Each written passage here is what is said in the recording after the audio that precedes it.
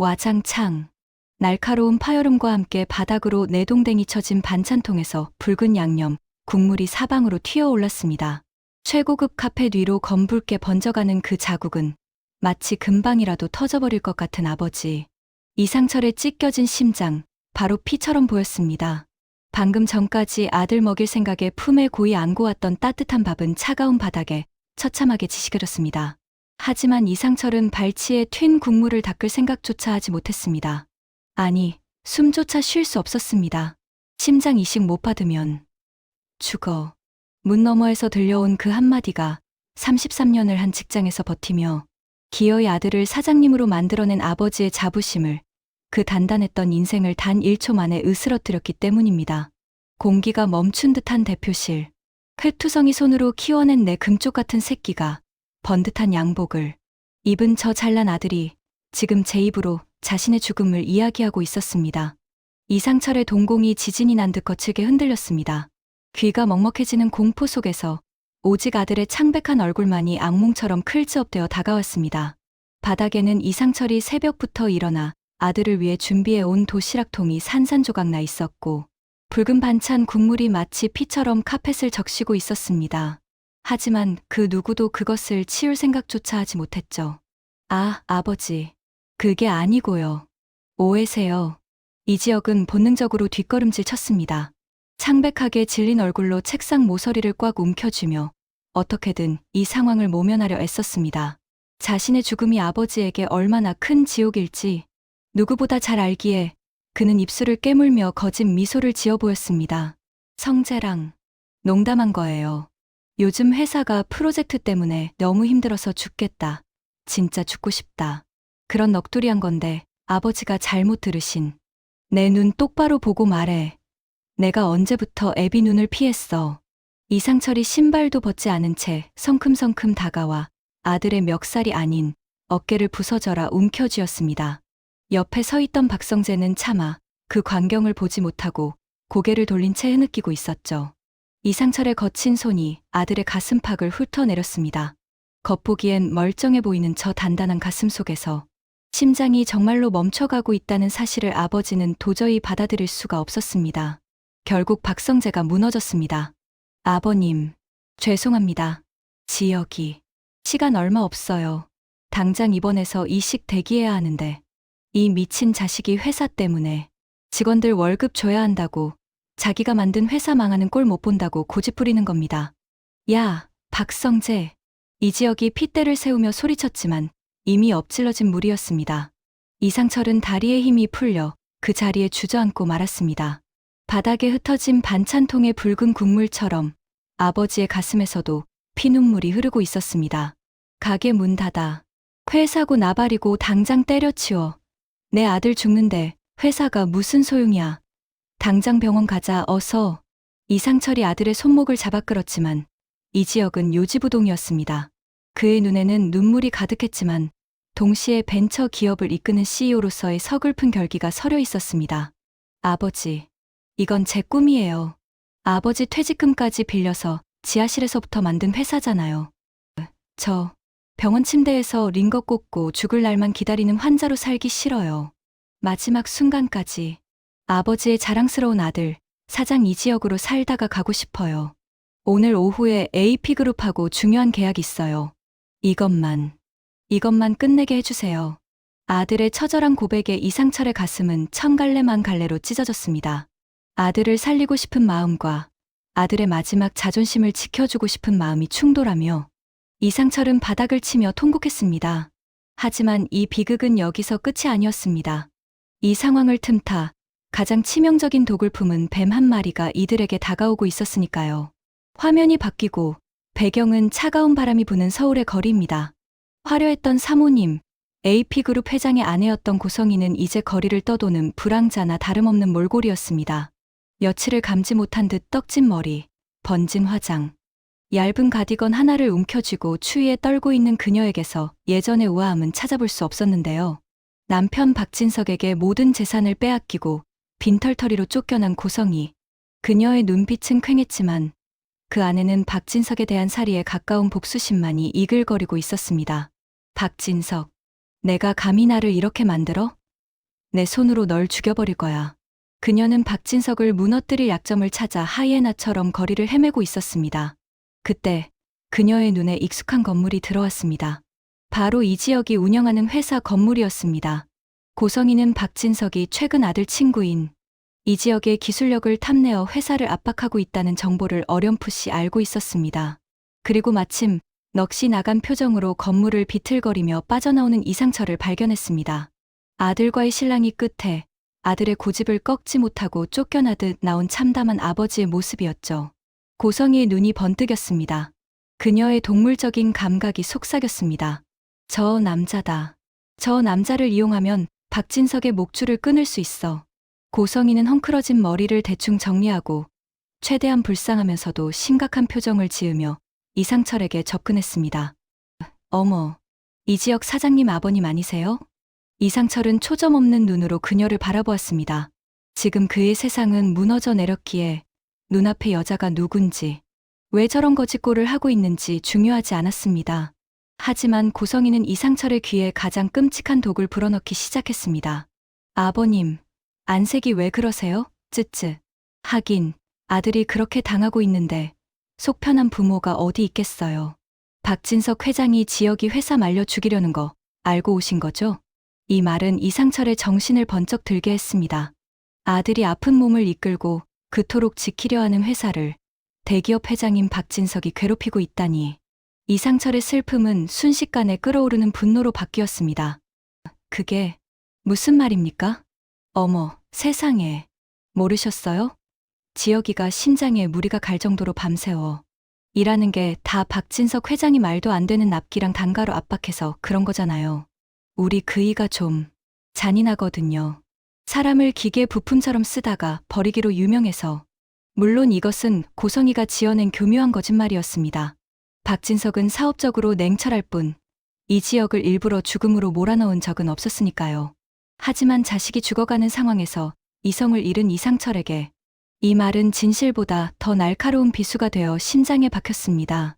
내 아들이 죽어가는데 그 원인이 박성재의 아버지 박진석이라니. 이상철의 주먹이 부들부들 떨렸습니다. 고성희는 그 모습을 보며 입가에 비릿한 미소를 띄웠습니다. 이를 게 없는 여자의 도끼는 상상을 초월했습니다. 그녀는 이 불쌍한 아버지를 자신의 복수극을 위한 도구로 쓰기를 결심한 것입니다. 한편 지은호가 일하는 카페.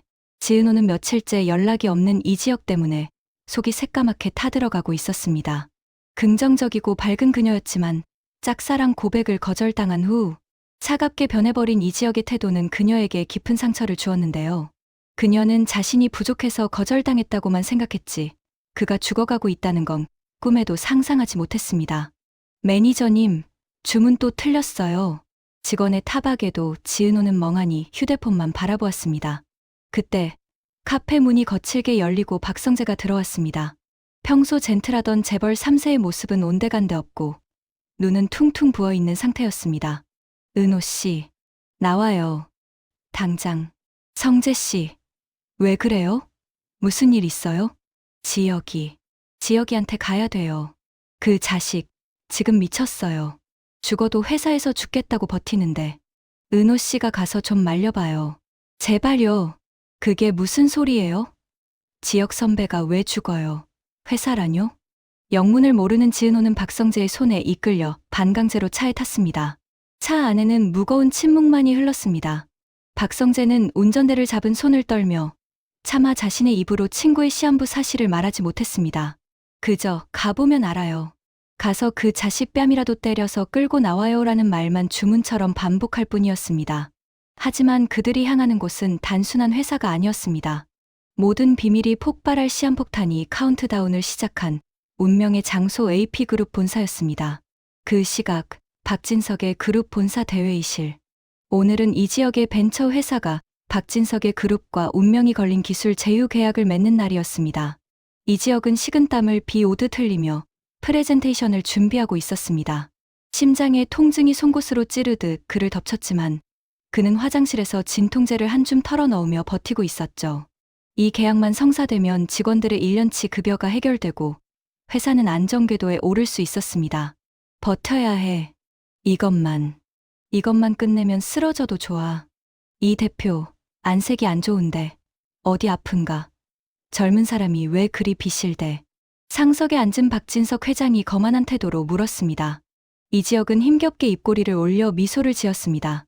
아닙니다, 회장님. 긴장해서 그런 것 같습니다. 바로 시작하겠습니다. 발표가 시작되려는 찰나 회의실 문 밖에서 웅성거리는 소리와 고성이 들려왔습니다. 이지혁의 심장이 덜컥 내려앉았습니다. 불길한 예감이 스쳐 지나갔습니다. 비켜. 내가 박진석 회장 좀 봐야겠어. 경호원들의 제지 소리와 함께 문이 쾅 하고 열렸습니다. 그곳에는 말끔한 정장 차림의 임원들 사이로 낡은 작업복 점퍼를 입은 이상철이 헐떡이며 서 있었습니다. 그리고 그 열린 문틈 사이로 고성이의 모습이 보였습니다. 며칠 전만 해도 이 회사의 안주인이었으나 지금은 노숙자나 다름없는 몰골로 문틀을 붙잡고 숨어있는 그녀. 고성이는 팔짱을 낄 여유조차 없었습니다. 그저 자신이 던진 이상철이라는 폭탄이 제대로 터지는지 확인하기 위해 충혈된 눈을 번뜩이며 입술을 잘근잘근 씹고 있을 뿐이었습니다. 아버지? 이지혁이 놀라서 스크린 앞을 막아섰습니다. 하지만 이상철의 눈에는 아들의 애타는 표정 따위는 보이지 않았습니다. 오직 거만한 자세로 앉아있는 내 아들을 죽음으로 몰고 갔다고 믿는 원수, 박진석만이 보였습니다. 박진석 회장님. 이상철의 고함에 회의실의 정적이 깨졌습니다. 박진석이 불쾌한 듯 인상을 찌푸리며 자리에서 일어났습니다. 뭐야? 저 사람은 경비 어디 갔어? 당장 내보내. 그때 문 뒤에 숨어있던 고성이가 박진석과 눈이 마주쳤습니다. 박진석은 자신의 전처가 저런 끔찍한 몰골로 그것도 이상철을 앞세워 회사에 나타났다는 사실에 경악했습니다. 고성이는 박진석을 향해 소리 없는 저주를 퍼붓듯 노려보았지만 경비원들이 달려오자 겁에 질려 뒷걸음질 쳤습니다. 이를 게 없는 여자의 바닥난 자존심과 공포가 뒤섞인 비참한 퇴장이었습니다. 내 아들 좀 놔주쇼. 당신네 대기업이 하청업체 피 빨아먹는 건 알았지만 사람 목숨까지 담보로 잡으면 안 되는 거 아니오. 고성이가 심어놓은 독에 중독된 이상철은 피를 토하듯 절규했습니다. 이지혁은 사색이 되어 아버지에게 달려가 매달렸습니다. 아버지, 아니에요. 제발 나가세요. 지금 중요한 자리란 말이에요. 중요? 목숨보다 중요한 게 어딨어. 이놈아. 너 심장 멈추면 이 회사가 무슨 소용이야. 너 죽으면 다 끝인데 왜 여기서 이러고 있어. 순간 세상의 시간이 멈춘 듯 했습니다. 심장이 멈춰. 죽어. 그게 무슨 소리야? 박진석 회장의 눈이 휘둥그레졌고 회의실에 있던 모든 임원이 웅성거리는 그때 엘리베이터에서 내린 박성재와 지은호가 열린 문틈으로 그 광경을 목격하고 말았습니다. 지은호의 손에서 가방이 툭 하고 바닥으로 떨어졌습니다. 이상철의 통곡 소리는 지은호의 귀에 날카로운 이명처럼 파고들었습니다. 심장 이식. 죽음. 지은호는 숨이 턱 막혀왔습니다. 자신이 짝사랑하던 남자, 자신을 그토록 차갑게 밀어냈던 남자가 실은 죽어가고 있었다니. 그 차가움이 실은 자신을 위한 배려였다는 것을 깨닫는 순간 그녀의 심장도 함께 찢겨나갔습니다. 이지혁은 흐릿해지는 시야 속에서 문가에 서 있는 지은호를 발견했습니다. 그녀가 입을 틀어막고 하염없이 눈물을 흘리고 있었습니다. 안 되는데. 은호한테만은 끝까지 몰랐으면 했는데. 극심한 스트레스와 충격이 한계에 다다른 심장을 강타했습니다. 이지혁은 마지막 힘을 짜내어 아버지의 손을 잡았습니다. 죄송해요. 아버지. 저 정말 살고 싶었어요. 은호야. 그리고 이지혁의 몸이 줄 끊어진 인형처럼 힘없이 바닥으로 무너져 내렸습니다. 쿵. 그 묵직한 소리가 모든 사람들의 가슴을 짓눌렀습니다. 선배. 지혁 선배. 비명을 지르며 달려와 쓰러진 이지혁을 안고 오열하는 지은호. 충격에 휩싸여 얼어붙은 박성재. 아들의 이름을 부르며 혼절할 듯 우는 이상철. 이 아수라장 속에서 박진석은 당황하여 어쩔 줄 몰랐습니다. 문 밖으로 쫓겨나던 고성이는 열린 문틈으로 쓰러진 이지혁을 보며 덜덜 떨리는 손으로 입을 가렸습니다. 자신의 거짓말이 불러온 결과가 생각보다 끔찍했기 때문입니다. 하지만 동시에 그녀의 눈빛은 흔들렸습니다. 이거야. 일이 커졌어. 박진석, 넌 이제 빠져나갈 구멍이 없어. 비켜요. 환자 들어갑니다. 제세동기 준비해. 응급실의 자동문이 열리는 소리는 마치 지옥의 문이 열리는 소리처럼 날카로웠습니다. 하얀 시트 위, 핏기 하나 없는 얼굴로 누워있는 이지혁의 가슴 위로 의료진들이 다급하게 올라타 심폐소생술 CPR을 시도하고 있었는데요. 규칙적으로 들려야 할 심전도 모니터의 삐 소리는 끊어질 듯 위태롭게 이어지며 이지혁의 생명이 촛불처럼 꺼져가고 있음을 알리고 있었습니다. 그 뒤를 쫓아 들어온 지은호의 하얀 블라우스에는 이지혁이 쓰러질 때 묻은 코피인지 아니면 그녀가 흘린 피눈물인지 모를 붉은 자국이 선명했습니다. 그녀는 응급실 입구에서 간호사들에게 제지당하자 그 자리에 털썩 주저앉고 말았습니다. 선배, 지리혁 선배, 안 돼요. 이렇게 가는 게 어디 있어요. 나한테 할 말 있다며. 나한테 그렇게 모질게 굴었으면 사과라도 하고 가야지. 지은호의 절규는 병원 복도를 가득 메웠지만 닫힌 응급실 문은 묵묵부답이었습니다. 그 옆에는 이상철이 넋이 나간 사람처럼 벽에 기대어 서 있었습니다. 아들을 살리겠다고 회사로 찾아갔던 자신의 행동이 오히려 아들의 숨통을 끊어놓은 것만 같아 죄책감에 숨조차 쉴 수 없었던 것이죠. 내가 죽였다. 내 새끼, 내가 죽였어. 이상철이 자신의 가슴을 주먹으로 내리치며 자해하듯 오열하자 뒤따라온 박성재가 그를 간신히 붙잡았습니다. 하지만 박성재 역시 얼굴이 눈물 범벅이기는 마찬가지였습니다. 친구의 고통을 알면서도 아버지 박진석의 눈치를 보느라 그리고 회사의 입장을 생각하느라 침묵했던 자신이 쓰레기처럼 느껴졌기 때문입니다. 이 시각 병원 밖에서는 또 다른 의미의 폭풍이 시작되고 있었습니다. 화려한 날들은커녕 당장 오늘 밤 잘 곳도 없는 신세가 된 고성이. 그녀는 이지혁이 실려간 구급차의 뒷공무니를 바라보며 병원 앞 편의점 구석에 앉아 있었습니다. 1,500원짜리 컵라면 하나로 끼니를 때우면서도 그녀의 눈빛만은 먹이를 노리는 맹수처럼 번뜩였는데요. 그녀의 손에는 낡은 스마트폰 하나가 들려 있었습니다.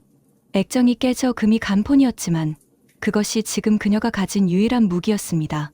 고성이는 박진석 회장과 이혼하기 전 그가 관리하던 기자, 리스트 중 돈이면 뭐든 쓰는 하이에나 같은 기자의 연락처를 기억해냈습니다. 여보세요? 김 기자님. 저예요. 네, 고성이. 저 지금 빈털털이 맞아요.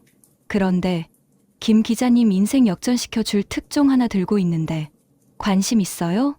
그녀는 편의점 유리창에 비친 자신의 초라한 몰골을 보며 비릿하게 웃었습니다. AP그룹 박진석 회장이 하청업체 젊은 대표를 어떻게 쥐어짰는지, 그리고 그 대표가 오늘 회장실 앞에서 피를 토하고 쓰러진 이야기. 어때요? 제목은 대기업의 갑질, 청년 CEO를 죽음으로 몰다 정도면 될까?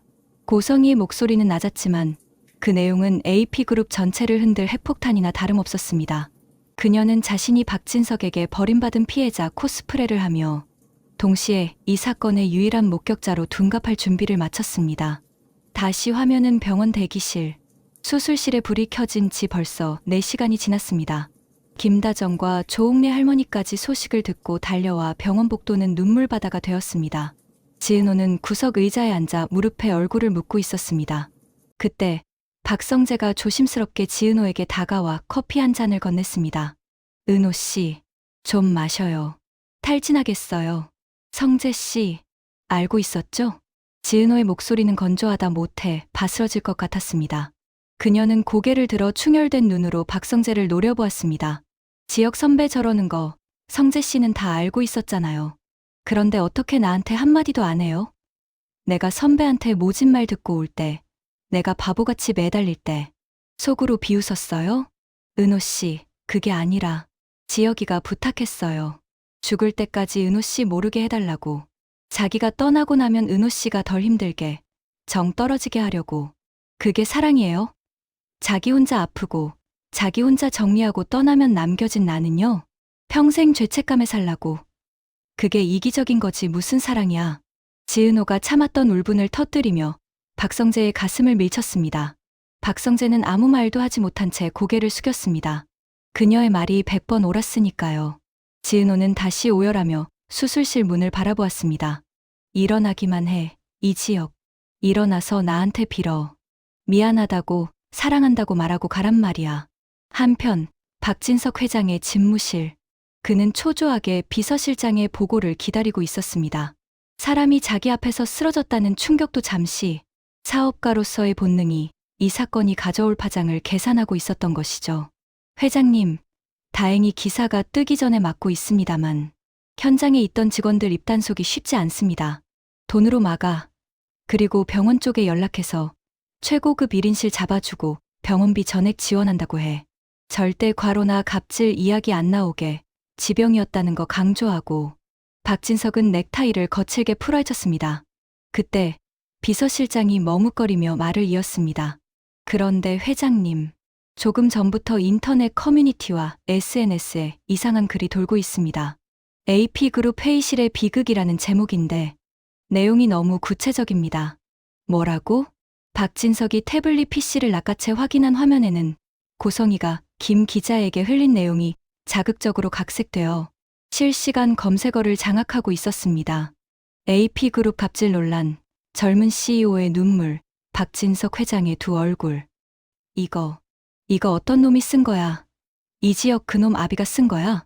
박진석이 소리를 지르며 태블릿을 던져버린 순간 그의 개인 휴대폰이 울렸습니다. 발신자 표시 제한. 전화를 받자마자 들려온 목소리에 박진석의 표정이 굳어졌습니다. 어때요, 여보? 내 선물이 마음에 들어? 고성이었습니다. 당신, 이게 당신 짓이야? 이제 시작이야. 나 지금 방송국 PD 만나러 가고 있거든. 당신이 나 빈털터리로 내쫓은 거, 그리고 오늘 회의실에서 사람 죽게 만든 거, 다 까발려줄게. 맞고 싶으면 내 금고에 있던 거랑 이사장직 원상복구해놔. 전화가 끊어지자 박진석은 분노로 몸을 떨었습니다. 자신이 버린 카드가 부메랑이 되어 돌아와 목을 겨누고 있었습니다. 다시 병원, 수술실 앞. 드디어 수술실에 불이 꺼지고 집도이가 피 묻은 가운을 입은 채 걸어 나왔습니다. 가족들이 우르르 몰려들었습니다. 이상철이 떨리는 목소리로 물었습니다. 선생님, 제 아들, 지혁이 살았습니까? 의사는 마스크를 벗으며 긴 한숨을 내쉬었습니다. 그 짧은 침묵이 가족들에게는 억겁의 시간처럼 느껴졌습니다. 일단 고비는 넘겼습니다. 하지만요. 심장 기능이 너무 많이 손상되었습니다. 이번 쇼크로 인해 이식순위를 기다릴 여유조차 없어졌습니다. 길어야 일주일. 그 안에 기증자가 나타나지 않으면 마음의 준비를 하셔야 합니다. 김다정 여사는 그 자리에서 실신했고 이상철은 벽을 잡고 통곡했습니다. 지은호는 멍하니 의사의 말을 곱씹었습니다. 일주일. 사랑한다고 말할 시간도, 미워한다고 소리칠 시간도 부족한 단 7일. 지은호는 비틀거리며 중환자실 유리창 앞으로 다가갔습니다. 온몸에 튜브를 꽂고 산소호흡기에 의지해 힘겹게 가슴을 들썩이는 이지혁. 그 강인하고 자신감 넘치던 남자는 어디 가고 작고 나약한 환자만이 누워 있었습니다. 그날 밤, 지은호는 병원을 잠시 빠져나왔습니다. 향한 곳은 이지혁의 오피스텔이었습니다. 비밀번호를 누르는 손이 떨렸습니다. 예전, 사귀지는 않았지만 썸을 타던 시절 그가 알려줬던 비밀번호. 영호이사, 지은호의 생일이었습니다. 혹시나 바꿨을까 싶었지만 문은 띠리릭 소리를 내며 열렸습니다. 어둠 속에 잠긴 이지혁의 방은 주인 없는 쓸쓸함만이 가득했습니다. 지은호는 그의 책상으로 다가갔습니다. 밤새 일한 흔적이 역력한 서류 더미들. 그리고 그 한켠에 놓인 가죽 다이어리. 지은호는 떨리는 손으로 다이어리를 펼쳤습니다. D-30점, 심장이 점점 조여온다. 아버지가 보고 싶다. D-15점, 은호가 고백했다. 미치도록 안고 싶었지만 밀어냈다. 나는 나쁜 놈이 되어야 한다. 그래야 은호가 나를 잊기 쉬울 테니까. D-Day. 오늘 중요한 계약이다. 이것만 성공시키면 우리 직원들 퇴직금은 챙겨줄 수 있다. 은호야, 미안해. 사랑해. 다음 생에는 건강하게 태어나서 너한테 제일 먼저 고백할게. 마지막 페이지에 적힌 눈물 자국으로 번진 글씨를 읽으며 지은호는 오피스텔이 떠나갈 듯 오열했습니다. 그가 지키려던 것은 단순한 회사가 아니었습니다. 남겨질 사람들에 대한 책임감, 그리고 지은호를 향한 뼈아픈 사랑이었습니다. 지은호는 다이어리를 가슴에 품고 결심한 듯 눈물을 닦았습니다. 더 이상 울고만 있을 수는 없었습니다. 다음 날 아침, 병원 로비는 기자들로 북새통을 이루고 있었습니다. 고성이가 뿌린 떡밥을 문 하이에나들이 이 지역의 병실을 찾기 위해 몰려든 것입니다. 병원 보안요원들이 막고 있었지만 역부족이었습니다. 그때 병원 정문을 열고 들어오는 한 여자가 있었습니다. 바로 지은호였습니다. 하지만 어제의 슬픈 표정은 사라지고 없었습니다. 그녀의 눈빛은 단단했고 손에는 이 지역의 다이어리가 들려 있었습니다. 기자들이 지은호를 알아보고 마이크를 들이밀었습니다. 지은호 씨 맞습니까? 환자와 무슨 관계입니까? 지금 온라인에 도는 갑질 논란 사실입니까? 지은호는 쏟아지는 플래시 세례 속에서 카메라를 똑바로 응시했습니다. 그녀의 머릿속에는 오직 하나, 누명 속에 죽어가는 이 지역의 명예를 지키고 그를 이렇게 만든 사람들에게 대가를 치르게 하겠다는 생각뿐이었습니다. 저는 AP그룹의 횡포로 쓰러진 이 지역 대표의 약혼녀입니다. 지은호의 폭탄 발언에 기자들이 술렁거렸습니다. 약혼녀라니. 아직 사귀지도 않았던 사이였지만 그녀는 스스로 그 가시밭길을 걷기로 자처한 것입니다. 그리고 이 다이어리에는 이 지역 대표가 겪었던 모든 고통과 진실이 담겨 있습니다. 저는 오늘 이 자리에서 그 순간 인파를 해치고 박성재가 뛰어들어왔습니다. 은호 씨, 안 돼요. 그거 공개하면. 비켜요. 지은호는 박성재를 차갑게 밀쳐냈습니다. 그리고 뒤이어 도착한 박진석 회장의 차를 노려보며 외쳤습니다. 제 남자가 목숨 바쳐 지키려 했던 진실, 제가 다 밝히겠습니다. 플래시가 미친 듯이 터지는 가운데 멀리서 이 상황을 지켜보던 고성이가 만족스러운 웃음을 터뜨렸습니다. 그래, 잘한다 아가야. 그렇게 판을 키워줘야 내가 먹을 게 많아지지. 수백 개의 카메라 플래시가 터지며 병원 로비를 하얗게 집어삼켰습니다. 마치 번개가 치듯 번쩍이는 섬광 속에서도 지은호는 눈 하나 깜빡이지 않고 정면을 응시하고 있었는데요. 그녀가 들어 올린 낡은 가죽 다이어리는 단순한 일기장이 아니라 대기업 AP그룹의 심장을 겨누는 날카로운 창끝이었습니다. 약혼녀라니, 그게 무슨 소리입니까? 이 지역 대표가 남긴 증거가 있다는 게 사실입니까? 기자들의 질문이 화살처럼 쏟아졌지만 지은호의 입은 굳게 닫혀 있었습니다. 그녀는 더 이상 말을 보태지 않고 멍하니 서 있는 박성재를 지나쳐 병원 안으로 들어갔습니다. 그 단호한 뒷모습은 박성재에게는 마치 넘을 수 없는 거대한 벽처럼 느껴졌습니다. 친구를 죽게 만든 방관자라는 죄책감, 그리고 사랑하는 여자가 친구의 여자가 되겠다고 선언한 비극적인 상황 속에서 박성재는 주먹을 꽉 쥐고 부들부들 떨 뿐이었습니다. 병실로 돌아온 지은호는 힘이 풀린 듯 문에 기대어 주저앉았습니다. 긴장이 풀리자 손끝이 사시나무 떨리듯 떨려왔습니다. 하지만 그녀는 이 지역의 산소호흡기 소리를 듣고 다시 일어섰습니다. 들었죠, 선배? 나 이제 선배 약혼녀예요. 그러니까 책임져요. 나 과부 만들지 말고 일어나서 책임지라고요. 지은호는 의식 없는 이 지역의 손에 자신의 반지를 끼워주며 눈물을 삼켰습니다. 그것은 문방구에서 산 장난감 반지였지만 지금 이 순간 그 무엇보다 빛나는 약속의 증표였습니다. 같은 시각 AP그룹 회장실은 폭격 맞은 듯 살벌한 분위기였습니다. 박진석 회장은 크리스털 재떨이를 집어 던져 벽걸이 TV를 박살냈습니다. 화면 속 뉴스에서는 지은호의 인터뷰 장면이 무한 반복되고 있었으니까요. 저 계집애 당장 잡아와. 어디서 감히 내 회사 앞에서 주둥아리를 놀려. 회장님, 지금 건드리면 여론이 더 악화됩니다. 이미 이 지역 대표 살리기 운동이라면서 청와대 청원까지 올라왔습니다. 비서실장의 보고에 박진석은 넥타이를 풀어헤치며 씩씩거렸습니다. 자신이 평생 쌓아온 공든 탑이 고작 하청 업체 사장의 일기장 하나 때문에 무너질 위기에 처한 것입니다. 그때 박진석의 눈빛이 음흉하게 변했습니다. 여론은 뒤집으면 그만이야. 홍보팀장 불러. 저 여자 꽃뱀으로 몰아. 돈 뜯어내려고 시한부 환자한테 접근한 사기꾼으로 만들란 말이야. 이 지역, 그 놈이 쓴 다이어리? 조작이라고 우기면 돼. 가진 자들의 잔혹한 반격이 시작되고 있었습니다.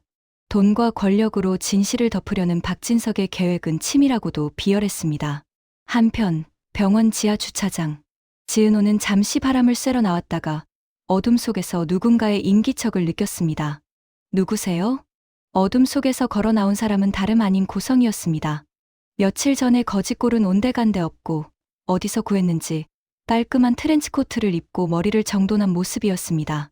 물론 그 코트는 벼룩시장에서 샀을 법한 낡은 것이었지만 그녀 특유의 오만한 눈빛만은 그대로였습니다. 대단하네, 우리 아가씨. 깡이 아주 보통이 아니야. 당신이 여긴 왜? 경찰 부를 거예요. 지은호가 휴대폰을 꺼내려 하자 고성이가 비웃으며 다가왔습니다. 경찰이 널 도와줄 것 같니? 지금 박진석이 뭘 꾸미고 있는지 알아? 너 꽃뱀 만드는 중이야. 내일 아침이면 인터넷에 내 신상 다 털리고 과거까지 조작돼서 올라올걸? 지은호의 눈동자가 흔들렸습니다. 고성이는 그 틈을 놓치지 않고 지은호의 귓가에 속삭였습니다. 혼자서는 박진석 못 이겨. 걔는 괴물이야.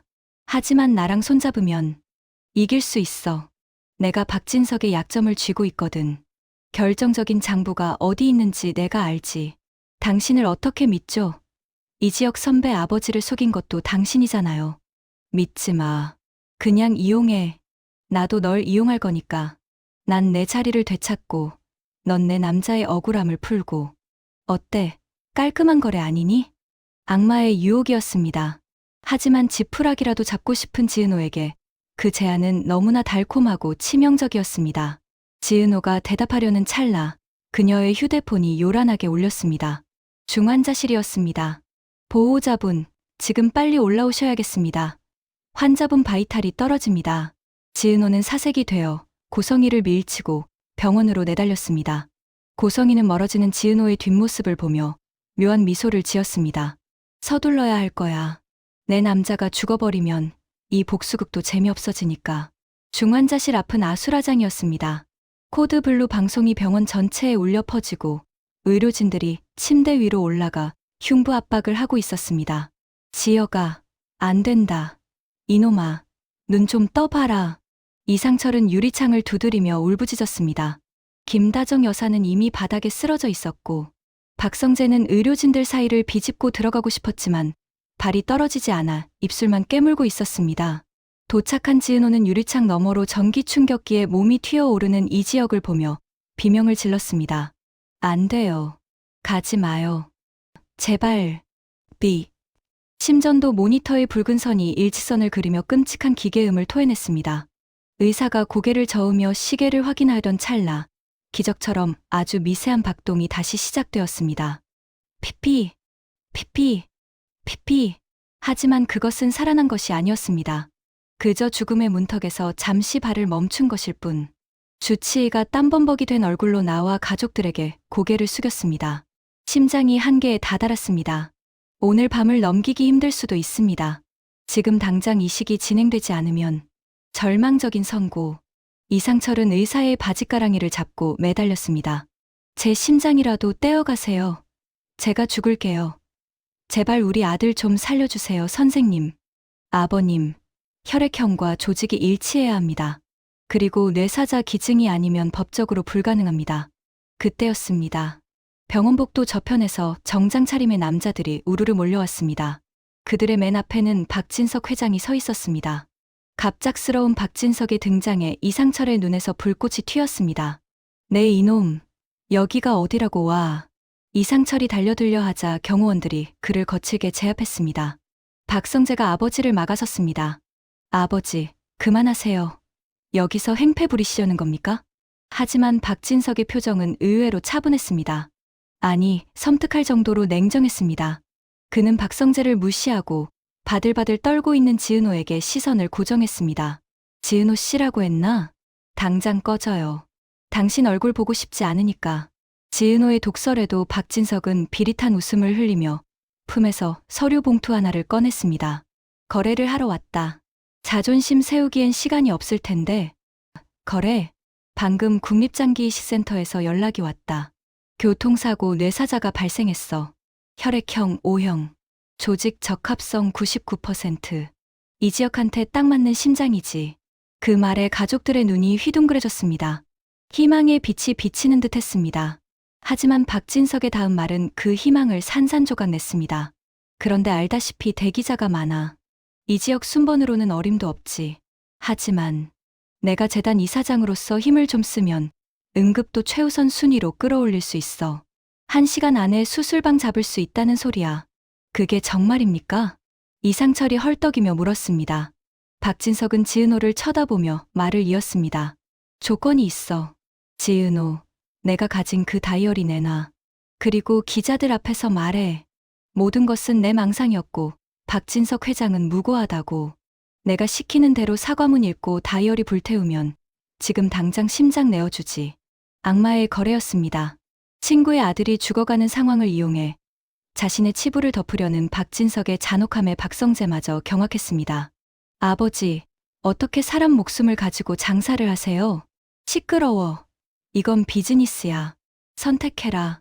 내 알량한 정의감으로 죽은 시체를 끌어안고 울 건지, 아니면 자존심 버리고 내 남자 살려낼 건지. 박진석이 내민 서류 봉투 안에는 기증자 정보와 수술 동의서가 들어 있었습니다. 지금 사인만 하면 바로 옆방에 있는 싱싱한 심장이 이지혁의 가슴 속으로 들어올 수 있는 상황. 하지만 사인을 하는 순간 이지혁이 그토록 지키려 했던 명예와 진실은 영원히 묻히게 됩니다. 지은호는 유리창 너머 사경을 헤매는 이지혁을 바라보았습니다. 은호야, 나쁜 놈들은 벌 받아야 해. 내 회사는 내 자존심이야. 그의 목소리가 들리는 듯했습니다. 하지만 당장 그가 죽으면 자존심이 무슨 소용일까요? 지은호는 입술을 깨물어 피가 배어 나왔습니다. 그녀는 떨리는 손으로 박진석이 내민 펜을 잡았습니다. 안 돼요. 은호 씨. 지혁이는 그런 거 원하지 않아요. 박성재가 소리쳤지만 이상철은 바닥에 엎드려 오열하며 지은호를 쳐다보았습니다. 제발, 제발 내 아들 좀 살려달라는 눈빛이었습니다. 지은호가 펜끝을 종이에 갖다 대는 순간 그녀의 눈에서 눈물 한 방울이 톡 하고 서류 위로 떨어졌습니다. 살려만 준다면 영혼이라도 팔게요. 지은호가 결심한 듯 서명을 하려는 찰나 복도 끝에서 하이힐 소리가 또각또각 울려 퍼졌습니다.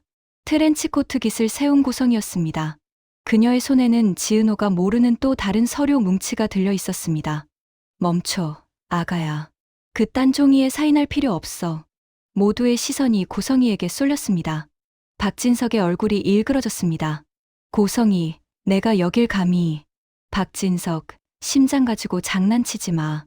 그 내 사자. 사실 우리 영라 친구인 거 내가 모를 줄 알아? 내가 순번 조작한 거 다 까발려주기 전에 그 심장 이지혁한테 내놔. 안 그러면. 고성이가 흔든 서류에는 박진석의 이중 장부와 불법 로비 내역이 담겨 있었습니다. 벼랑 끝에 몰렸던 악녀가 더 큰 악을 잡기 위해 이빨을 드러낸 것입니다. 자, 지은호. 선택해. 저 늙은 여우 말을 믿을래? 아니면 나랑 같이 지옥 끝까지 가볼래? 이지혁의 멈춰가는 심장을 사이에 두고 박진석의 악마의 거래와 고성이의 위험한 제안이 충돌했습니다. 펜을 쥔 지은호의 손이 허공에서 멈췄습니다.